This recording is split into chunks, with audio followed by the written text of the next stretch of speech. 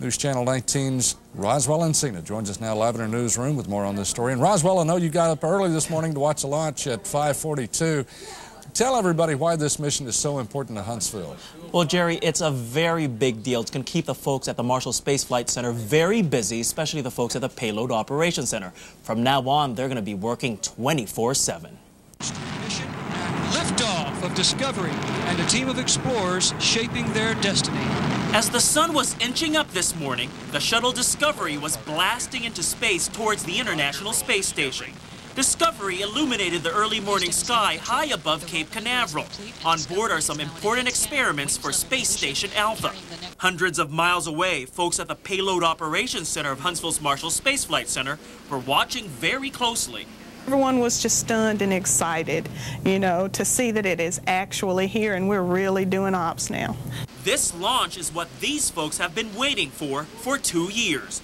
It's these people who will be monitoring the important experiments on board the space station.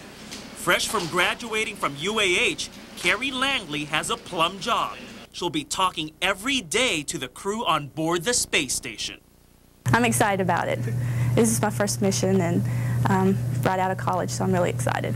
The folks here at Marshall are very sentimental. They've kept some of the old computers and some of the old control panels when they were monitoring Space Lab. This is right next door to the new Payload Operations Center. The folks here will be constantly and regularly talking to the crew on board the International Space Station. So just in case any medical or scientific breakthrough happens, the folks here at Huntsville will be the first to find out. So for now, they just have to work 24 hours a day, 7 days a week. They'll be the first to talk to the first woman to live in this space station, Susan Helms.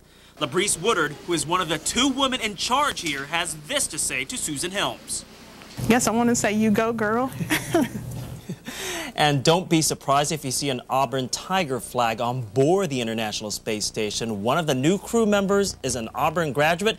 But if you're a Crimson Tide fan, don't feel left out. The pilot of today's shuttle was an Alabama graduate. Reporting live from our newsroom, Roswell Encina, News Channel 19. Jerry? Okay. Thank you, Roswell.